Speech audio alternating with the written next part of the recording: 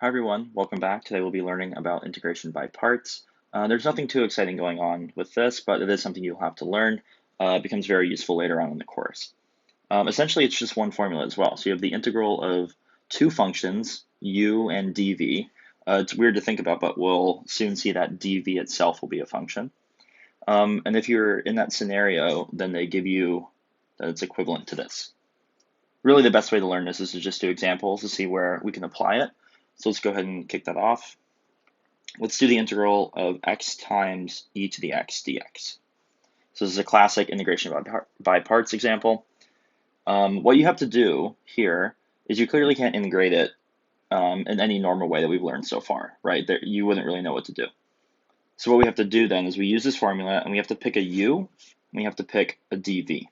Okay, right? So this is our two components of our integral on the left-hand side. We're going to pop out something on the right-hand side. In general, what you want to do is we notice that this last integral over here has a v and a du. So essentially you want the du you're about to find to be simple, and you want the v that you find to be simple as well. So we're really not trying to make our life any more difficult with that second integral. So what we're going to do here is we're going to pick x as our u, and we're going to pick e to the x dx as our dv. Okay, so we go through and we integrate. It's essentially a u substitution here to get dx, and we integrate up here to find v. We just get e to the x. Okay, now we can compose our formula. So we say that this integral is equal to u times v, which is x times e to the x, minus the integral of v du. So it becomes e to the x dx. And already we can see that the integral we have to solve here is a lot easier than the one we started off with. Okay, so note we haven't done any real integration yet. And so what we can do then, we go and just finish it out. So we have e to the x. The integral of e to the x is simply e to the x. I need to add a constant here. You can simplify it down a little bit, but this is essentially our final answer here. Okay, so it wasn't too difficult. It was a scary looking integral, but the integral that we had to actually do was simpler. So let's take a look at why that is. Let's do the same integral here, but let's switch our choices of u and dv. So I have x e to the x dx. Going to use the by parts formula. I need to pick a u and I need to pick a dv. Let's say, for instance, I decided to pick e to the x as my u, because if I differentiate that, I get the same thing. Maybe that will be helpful. So I'm going this way here. So that leaves then, this is covered with u, so x and dx have to come as part of my dv. So I integrate up to find v. I get 1/2 x squared. Then I can compose my formula. So it says then that the integral here, this is equal to 1/2 x squared times e to the x, right? So v times u. Subtracting off of that the integral of v du, right? So I have 1/2 x squared e to the x dx. So what I've done is I've actually transformed this integral, x e to the x, into something plus this integral, and look how much worse this integral looks. So notice that we really took advantage of the fact that when you differentiate x to some power, you lose one power along the way.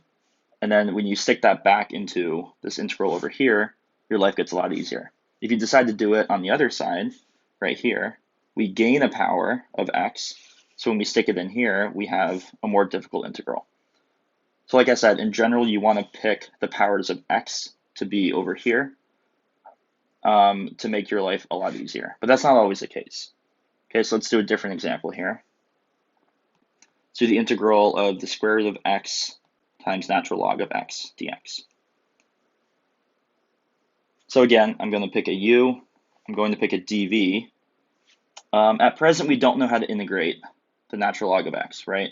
So if I'm working up to find v, I'm not really going to be able to do that.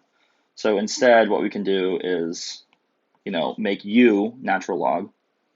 And I know we're going against our rule of putting powers over here, powers of x over in the dv column. But what we'll find out is when you differentiate natural log, you get 1 over x dx. When you integrate the square root of x, you get 2/3, yeah, 2/3 x to the 3/2.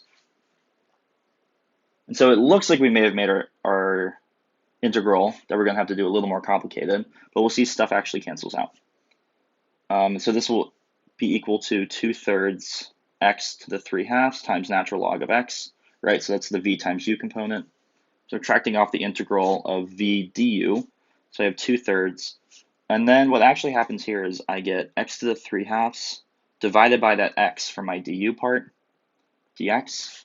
And then we can, take one more step to write that out, but you'll see what will happen here.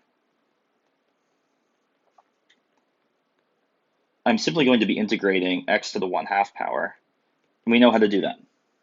That's the most important part here. We get down to an integral we know how to do. Okay, so, that was kind of gifted to us by the fact that we couldn't really pick natural log to be dv. But what we also saw is that in doing that, we transform natural log of x into 1 over x, which actually will help a lot with canceling powers. So if you are in a scenario where you have a natural log present, you might want to pick it as your u because it will get rid of some of the powers of x that you gain when moving up on this side. I hope that made sense. But there are a little bit, some tricky things with integration by parts. So for instance, we can do this integral here, natural log of x dx. And it's crazy, this popped up on my 104 final, actually, and I was very less than happy about it. But this is actually an integration by parts problem. So, we have to pick a u, we have to pick a dv. Really, there's like one function there, right? There's natural log of x. But what's actually hiding here is times 1.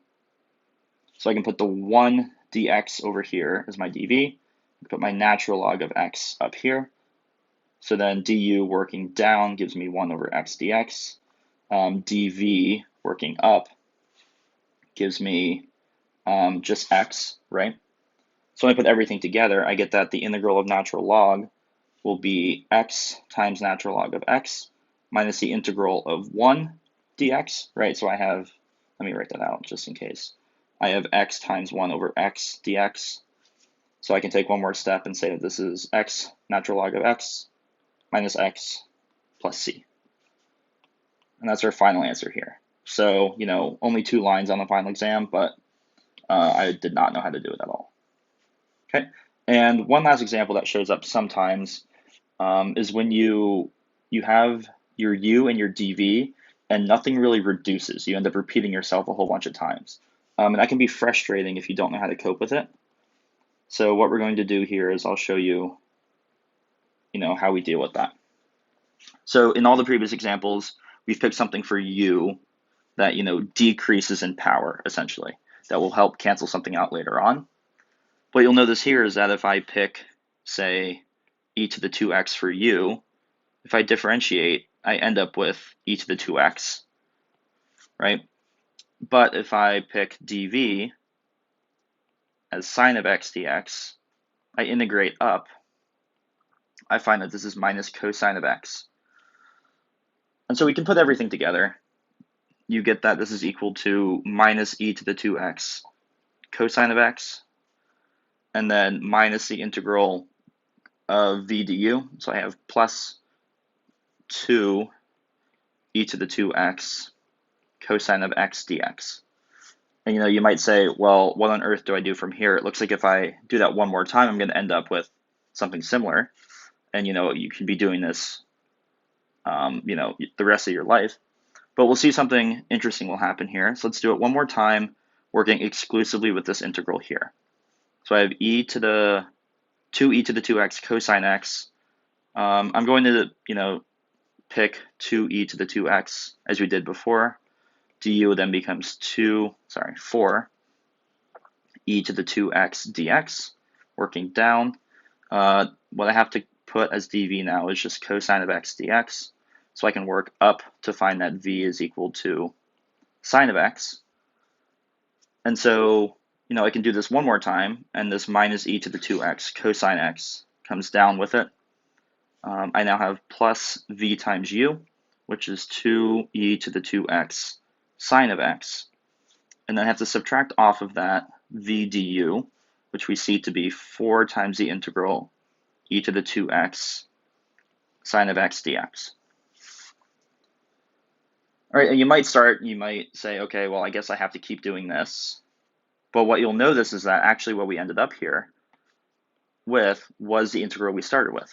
So I have e to the 2x sine of x and e to the 2x sine of x up here.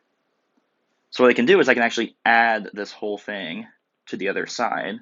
What I get is 5 times the integral of e to the 2x sine of x dx is equal to the stuff that's left over. So I have 2e to the 2x sine of x. I have minus e to the 2x cosine of x. And then, the last thing I have to do is literally just divide this whole thing by 5. I lost this plus c along the way. There should be a plus c here. And remove this 5 on the other side. But I have my answer. So when you have these functions like e and sine and cosine that end up repeating themselves with constant differentiation, what you'll often have is you end up exactly where you started. You add it to the other side over here, and you divide by that coefficient out front to get your answer. So this right here is actually your final answer, but it could be a little tricky to figure out. So I hope this was a good review of integration by parts.